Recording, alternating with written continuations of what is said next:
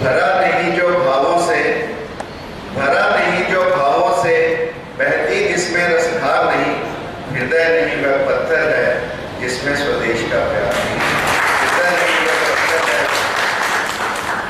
जब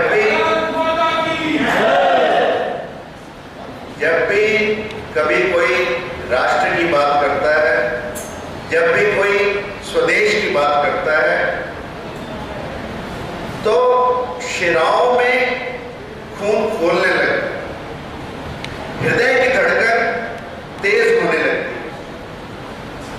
मैंने पढ़ा, रक्त शिराओं में राणा का, रक्त शिराओं में राणा का, रह रह आज हिलोरे लेता, मातृभूमि का कण कण तृण हमको आज निमंत्रण देता। आज पुनः आक्रांत हुई है, आज पुनः आक्रांत हुई है मातृभूमि हम सबकी प्यारी, उठो चुनौती को स्वीकारो, युग को आज तुम्हारी बारी, युग को आज तुम्हारी। इन्हीं भावों के साथ मैं पहला नमन करता हूं भाई राजीव दीक्षित को, जिनको मैंने बहुत सुना, गहराई से सुना और उनके चिंतन को अपने जीवन में ढालने का प्रयत्न भी किया। परंतु भाई राजीव दीक्षित का जीवन, जैसा कि बहुत पुण्य आत्माओं के साथ होता है, ज्ञानेश्वर जी 12 वर्ष की आयु में ज्ञानेश्वरी लिखकर 22 वर्ष की आयु में इस भौतिक संसार को छोड़कर चले गए।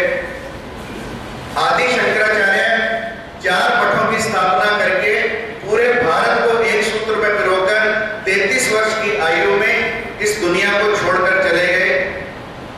स्वामी विवेकानंद, जिन्होंने भारत की पताका को पूरे विश्व में लहराया, भारत की वेदांत की पताका को, 38 वर्ष की आयु में इस संसार को छोड़कर चले गए। तो यदि राजीव दीक्षित भाई 43 साल की उम्र में गए, तो मैं ये समझता हूं कि ये ऐसी कुछ पुण्य आत्माएं हैं जो इस धरती पर एक अलौकिक संदेश देने, एक दिव्य संदेश देने इस धरती पर अवतरित होती हैं और अपना संदेश देकर इस भौतिक शरीर को छोड़कर चली जाती हैं। और बड़ी प्रसन्नता का विषय है कि राजीव भाई के चिंतन को, राजीव भाई की सोच को, राजीव भाई के विचारों को आगे बढ़ाने के लिए ऐसी ऐसी टीम, जिसमें आपने देखा साइंटिस्ट भी हैं, इंजीनियर्स भी हैं, डॉक्टर्स भी हैं, वो लोग आगे बढ़ाएं, इससे प्रसन्नता का विषय और क्या हो सकता है।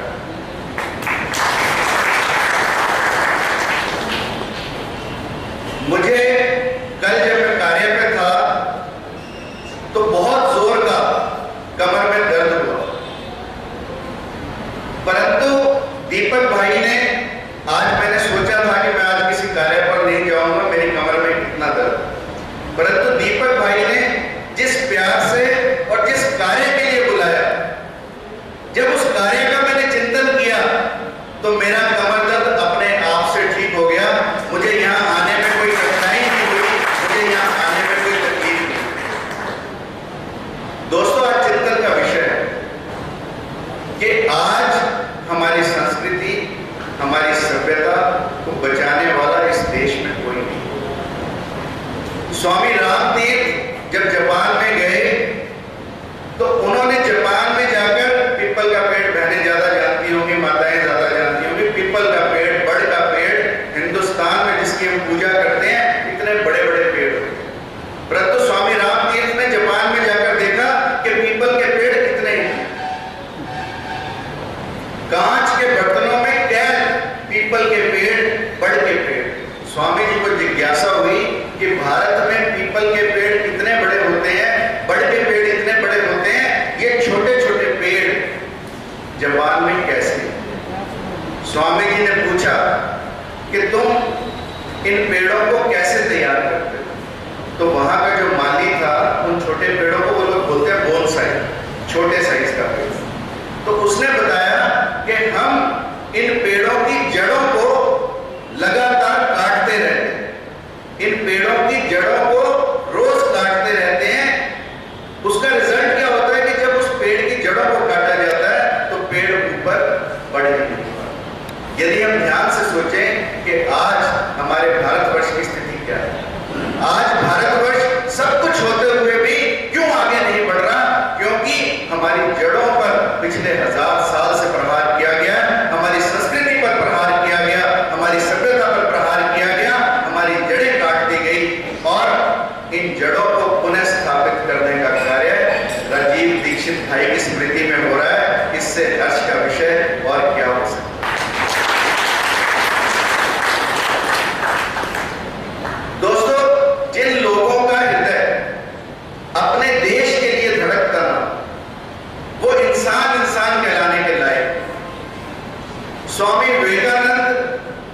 विदेश में गए तो अपना चोगा पहने। अब उनका चोगा देखकर, क्योंकि वहां पर तो कोट पैंट टाई सब कुत्तों ने भी देखा, तो जैसे ही स्वामी जी कोपीन पहनकर निकलते तो कुत्ते क्या, छोटे छोटे बच्चे क्या, स्वामी जी के पीछे हुई हुई करते चलते। स्वामी जी को उनके विदेशी मित्रों ने सलाह दी कि स्वामी जी आप कोपीन की बजाय कुछ पाश्चात्य वेशभूषा पहन। स्वामी जी को यह विचार अच्छा लगा। स्वामी जी ने पाश्चात्य परिधान पहना, पाश्चात्य कपड़े पहने, परंतु अपने मस्तक पर हिंदुस्तान का साफा रखा। तो किसी ने कहा कि स्वामी जी जब आपने सब कुछ ही बदल लिया तो इस साफे के स्थान पर भी हैट क्यों नहीं लगा? तो स्वामी जी ने कहा कि मेरे मस्तक पर तो हमेशा मेरा हिंदुस्तान रहेगा, मेरे मस्तक पर तो हमेशा मेरा हिंदुस्तान रहेगा। यानी कि मेरे विचारों में, मेरे मस्तिष्क में, मेरी बुद्धि में हमेशा मेरा हिंदुस्तान रहेगा।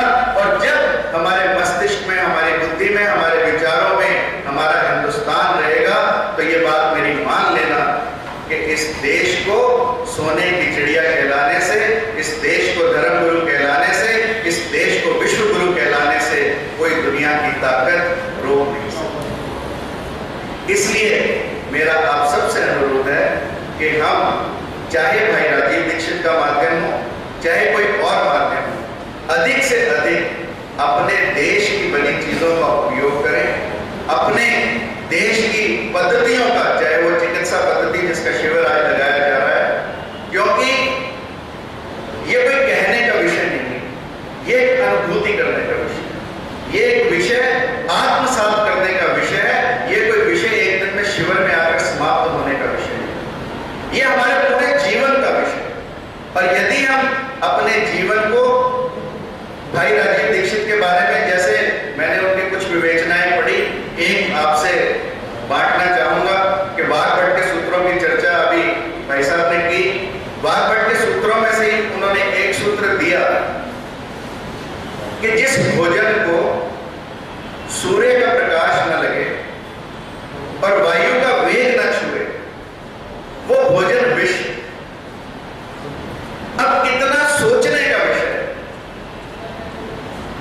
आज हमारे रसोई में कोई सूर्य का प्रकाश नहीं है, कोई वायु का वेग नहीं है, हमारे बर्तन जैसे प्रेशर कुकर जिनमें हम चीजें बनाते हैं, कोई सूर्य का प्रकाश नहीं लगता, कोई पवन का स्पर्श नहीं होता।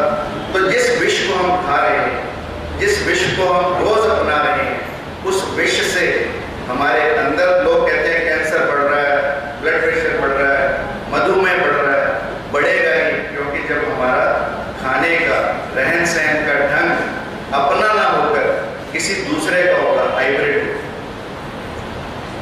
जब हम हाइब्रिड हो जाएंगे, ना आज हम भारत के हैं, यानी कि ना आज हम पूर्व के हैं, ना हम पश्चिम के हैं, हम बीच में लटके हैं।